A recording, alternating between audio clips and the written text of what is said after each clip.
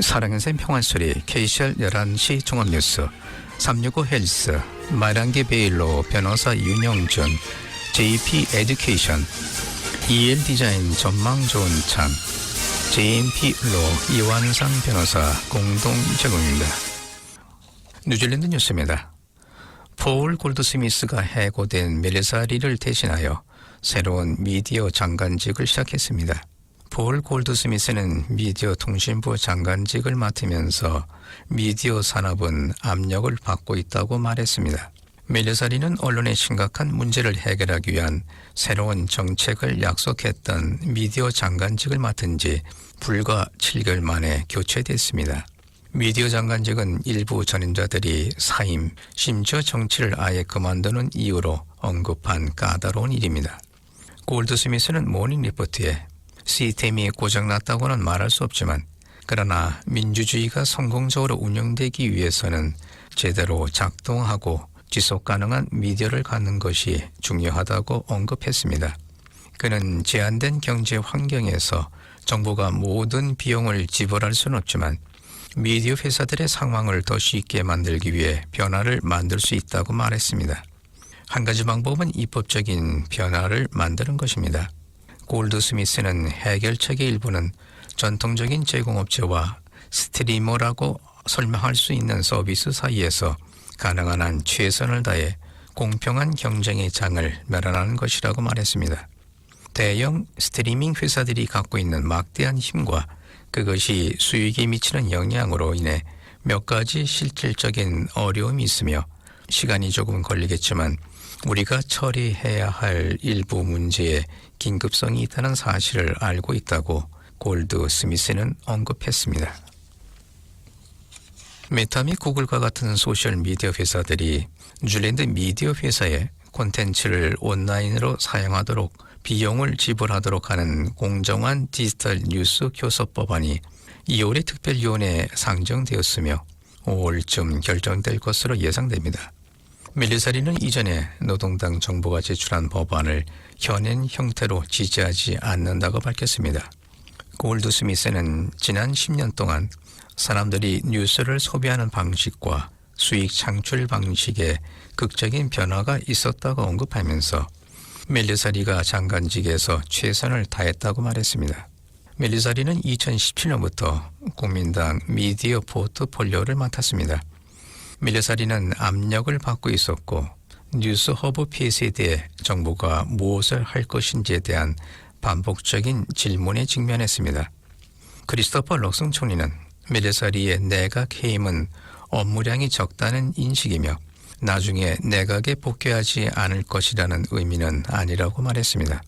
골드스미스는 총리가 나에게 그 일을 하라고 요청했고 나는 우리가 직면한 과제를 파악하고 앞으로 나아갈 길을 계획하는데 최선을 다할 것이라고 말했습니다. 그는 연합정부는 현재 매우 잘 작동하고 있으며 나는 그 맥락을 계속 이어갈 것이라고 언급했습니다. 미디어께서는 골드스미스 신임 미디어 통신부 장관이 멜리사 리 전임 장관보다 더 많은 역할을 해주기를 바라고 있습니다. 뉴스룸 공동 편집자 마크 제닝스는 우리 업계는 골드스미스가 그 역할에 훨씬 더 예민한 초점을 맞출 수 있기를 바라고 있으며 멜리사 리는 관심이 없는 것 같았고 이 문제에 대해 공개적으로 논의하고 싶지 않은 것 같았다고 모닝 리포트에 언급했습니다. 그는 멜리사 리가 좋은 아이디어가 있을 수 있지만 이를 내각에 제출하는 데 어려움을 겪었다고 지적했습니다. 마크 제닝스는 미디어는 여러 면에서 어려움을 겪고 있으며 업계의 문제를 살펴보면 신문, 무료 TV, 라디오, 디지털 사이트의 문제가 다르며 그래서 미디어의 모든 부분에서 작동할 수 있는 해결책을 찾는 것은 매우 어렵다고 말했습니다. 그는 미디어 환경이 복잡하다는 럭슨 총리의 의견에 동의했으며 멜리사 리의 실적이 저조했다고 말했습니다. 그러나 럭슨 총리가 골드스미스 신임 장관이 사용할 수 있는 수단이 많지 않다고 말하는 것은 걱정스러운 일이라고 제닝스는 말했습니다. 그는 해외 국가들이 언론을 지원하기 위한 조치와 보조금을 갖고 있으며 글로벌 플랫폼 디지털 광고비의 90%를 가져가기 때문에 부과금이 필요하며 이는 이 나라의 미디어를 지속 불가능하게 만들며 이것은 해결해야 될 문제이며 그렇지 않다면 뉴질랜드 미디어 산업에서 언론인들이 지속적으로 유출될 것이라고 말했습니다. 폴 라비넷 전 부총리가 의약품 구매 기관인 팔막의 새 이사회 의장으로 임명됐습니다. 데이비드 시모 보건부 차관은 일요일 아침 성명을 발표했습니다. 시모는 팔막은 뉴질랜드 보건 시스템의 중요한 부분이며 뉴질랜드인들이 의약품에 최대한 접근할 수 있도록 보장하는 데 중요한 역할을 한다고 말했습니다. 시모는 폴라는 회장으로서 의약품 일정을 관리하고 뉴질랜드인들을 위한 의약품 접근성과 효율성을 높이는 역할을 맡아 팔막 이사회를 이끌 것이며 해당 역할에 적합한 리더십과 의사결정 기술을 갖고 있다고 확신한다고 말했습니다. 15년의 정치 경력 동안 폴 라비넷은 빌 잉글리시 경의 부총리와 내각장관을 역임하며 사회개발, 재무부 부장관, 국가서비스, 사회주택, 경찰, 지방정부 및 관광 등을 포함한 포트폴리오들을 담당했습니다. 비넷은 5월 13일부터 이사회 회장직을 맡게 됩니다. 첫 번째 주택 구매자의 수는 꾸준히 증가하고 있는 반면 그들이 지불하는 평균 가격은 천천히 감소하고 있습니다. 중앙은행에 따르면 지난 3월 첫 주택 구매자 2,447명에 대한 신규 모기지 승인이 지난해 3월에 비해 7.7% 증가했습니다. 그러나 이는 2020년 12월 첫 주택 구매자에게 승인된 모기지 3,338건의 정점과 비교하면 26.7% 감소한 수치입니다. 3월의 첫 번째 주택 구매자에게 승인된 모기지 중 30.6%는 구매자 보증금이 20% 미만인 낮은 지분 대출이었습니다. 첫 주택 구입자에 대한 저지분 대출 비율은 지난해 5월 이후 30% 안팎으로 비교적 안정적인 모습을 보였지만 2020년 5월 달성한 최고치 40.3%보다는 크게 낮아졌습니다. interest.co.nz는 3월의 첫 번째 주택 구매자들이 지불한 평균 가격이 65만 9,481달러로 추정합니다. 평균 매입가는 월별 등락이 있지만 2021년 12월 71만 7,681달러를 정점으로 장기적인 추세는 완만하게 하락하고 있습니다. 첫 주택 구매자 활동은 주택시장의 다른 부분에 비해 변동성이 낮은 경향이 있지만 여전히 계절적 영향을 받는 경향이어서 첫 주택 구매자가 구입하는 주택의 수는 겨울로 갈수록 줄어들기 시작할 것입니다. 2000년 의무 정년이 폐지된 이후 뉴질랜드인들이 유급 노동에 머문 기간이 10% 증가했습니다. OECD 자료를 이용한 agecalculator.com의 한 연구에 따르면 뉴질랜드는 근로자들이 은퇴하는 연령대에서 네 번째로 높은 증가율을 보였고 비유럽 국가 중 유일하게 상위 10위 안에 들었습니다.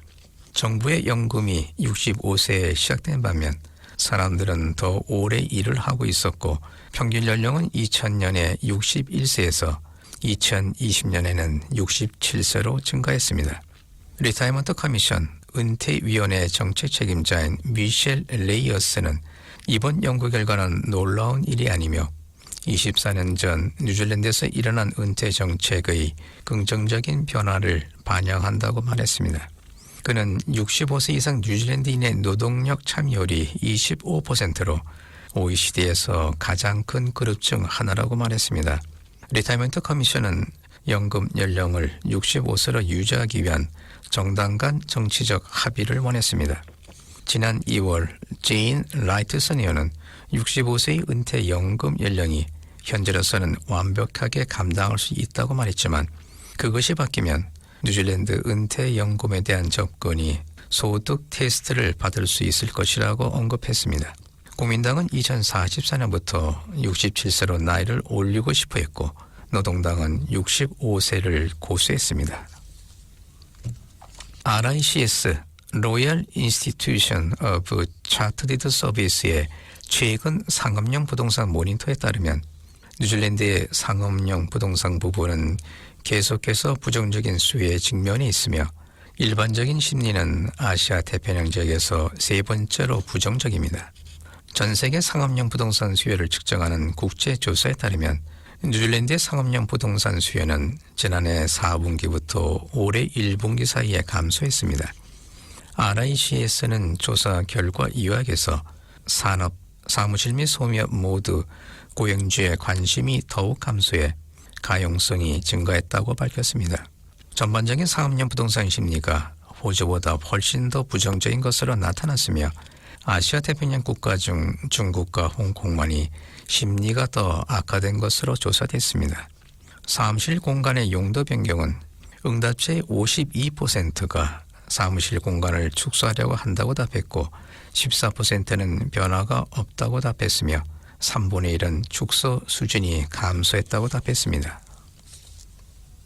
지금까지 전해드린 뉴질랜드 뉴스는 뉴스헙, 원뉴스, RNZ, 뉴질랜드 헤럴드, 스토프, interest.co.nz에서 간추렸습니다. 오늘의 환율 정보입니다. 뉴질랜드 달러 대비 원화의 기준 환율은 818원 27전, 한국에서 보낼 때 826원 45전, 한국에서 받을 때 810원 09전입니다.